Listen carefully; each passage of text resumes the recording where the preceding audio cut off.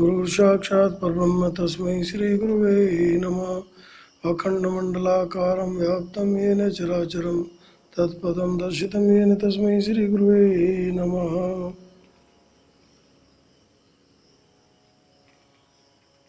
प्रियात्मन, आज की इस आनंदमयी प्रातःकालीय सभा में आप सभी का हार्दिक अभिनंदन है। हम लोग चक्र रहस्य पुस्तक से कुछ बिंदुओं को उठाकर आप तक पहुंचा रहे हैं। इसमें है ब्रह्म और माया। ब्रह्म और माया, इन दोनों में मूल भेद इस प्रकार है।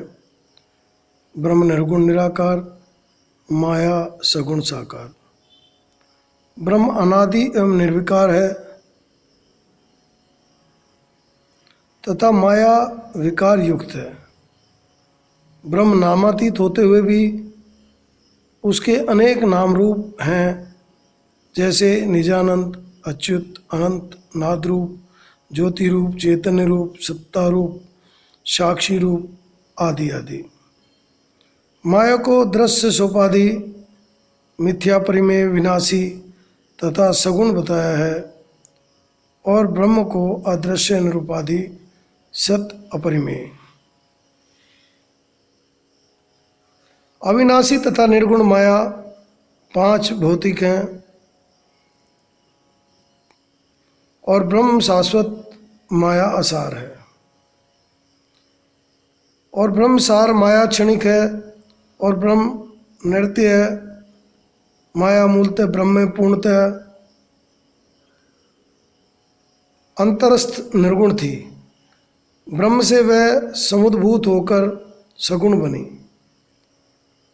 प्रथम वह प्रकाश बनी। प्रकाश अर्थात अवकाश, उसमें उत्पन्न हुआ। स्पंदन से वायु निर्मित हुई। वायु के संघर्ष से उत्पन्न होने से उसमें अग्नि उत्पन्न हुई और अग्नि से जल तथा जल से सृष्टि का उदय हुआ। प्रत्येक सृष्ट पदार्थ में परमात्मा स्थित रहता है। इसलिए भगवान श्री कृष्ण ने गीता में कहा है, ईश्वरोऽहं सर्वभूतेषु हृदय देशे अर्जुन तिष्ठति। सृष्टि ब्रह्मांड में उत्पन्न होने के पूर्व मूल में माया त्रिगुणात्मिका बनी थी और तमोगुण में पंचभूतों से निर्मित हुई। जो जड़ और कठिन है वह पृथ्वी का रूप है तथा जो मृत और प्रवाही है वह आपत्व रूप है। जो उष्ण और प्रकाशी है वह तेजत्व का रूप है तथा जिसमें चैतन्य और चंचल्य है वह वायु तत्व का रूप है। शून्यत्व आकाशत्व का रूप है। ब्रह्मांड के ऊपर मूल में माया सूक्ष्म रूप है। सृष्टि में प्रथम जलचर निर्मित हुए, तत्पश्चात खेचर पक्षी और तत्पश्चात भूचर निर्मित हुए।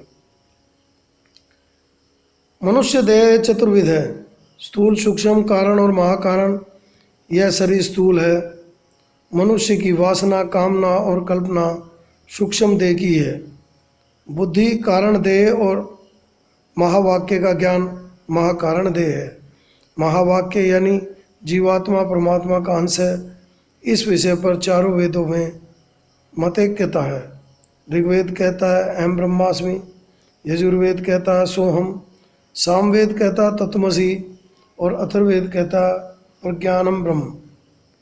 स्थूल देह से पंच महाभूतक हैं, वैसे ही सूक्ष्म देह भी पंचभूतात्मक है। इसको इस प्रकार समझें कि आकाश, वायु, तेज, अप, जल और पृथ्वी आकाश का तत्व काम है और वायु का चलन, तेज का क्षुधा, शुक्र का अप का शुक्र और पृथ्वी का अस्थि। आकाश का क्रोध है, वायु का बलन है, तेज का तृषा है, अप का शोणित है और पृथ्वी का मांस। आकाश का शोक है, वायु का प्रसारण है, तेज का आलस्य है, अप का लाला यानी लार और पृथ्वी का त्वचा है। आकाश का मोह है, वायु का निरोध है, तेज का दीप्ति है और अप का मूत्र है, पृथ्वी का नाड़ी है। आकाश का भय और वायु का अंकुचन, तेज का शुष्कता, अप का स्वेद और पृथ्वी का रोम। नाथाचार्य गुरु गोरक्षनाथ बाबा जी जो परम आनंद के दाता हैं, उन्होंने अपने सिद्धि सिद्धांत पद्धति नामक ग्रंथ में सूक्ष्म देह के तत्वों का ऐसा ही विवरण किया है। यह ग्रंथ गोरक्षोपनिषद से भी विश्रुत है। दासबोध में सिद्ध पुरुष के लक्षण इस प्रकार दिए गए हैं: स्वरूपानुसंधान, अंत ब्रह्म समाधान, दृढ़ अभ्यास, षड रूपों के ऊपर विजय प्राप्ति, विश्वासमत वृद्धि, जीवन मुक्त अवस्था, भूत भविष्यता, अंतर्ज्ञान, विरचित ज्ञान, अतिमान वल्लभ और चमत्कार कर्तव्य। मूल माया के पर्याय शब्द शिव, जगदीश्वर, प्रकृति परमेश्वरी, गुणेश्वरी, गुणशोभनी गुणेश्वरी और गुणशोभनी बन जाती हैं। विषय बहुत गंभीर हैं जिनको जानना अति आवश्यक है। तो ये तो आप पुस्तकों से भी पढ़ सकते हैं। हमारी जो पुस्तक है वो अमेज़ॉन पे उपलब्ध है। आप चक्र रहस्य को ले सकते हैं या और भी जो पुस्तकें हैं उनको भी ले सकते हैं, उनको पढ़ सकते हैं। अभी हमारा जो विशेष जो भाव है वो ये है कि आपको अधिक से अधिक परमात्मा से प्रार्थना करते हुए उस संसार से उस परम आनंद देने वाले अंतःकरण की ओर, अंतर जगत की ओर चलना है, जिसके लिए हमारा ये जीवन बना है और जो हमारा मुख्य उद्देश्य है। तो उसकी प्राप्ति के लिए अखंड महायोग में आप सभी का स्वागत है। आप अखंड महायोग में आइए और इसकी दिव्यता को अपनाइए। जैसे आप इसके दिव्य ज्ञान को प्राप्त करेंगे वैसे ही आप धीरे धीरे करके उस अंतर जगत की यात्रा तय करने लगेंगे और वहाँ पहुँच जाएंगे जहाँ आपको पहुँचना है। मैं आपके अंदर बैठी हुई उस माँ भगवती को कोटि कोटि नमन करता हूँ एवं आपके मंगल की कामना करता हूँ। हरि ओम तत्सत, हरि ओम तत्सत, हरि ओम तत्सत।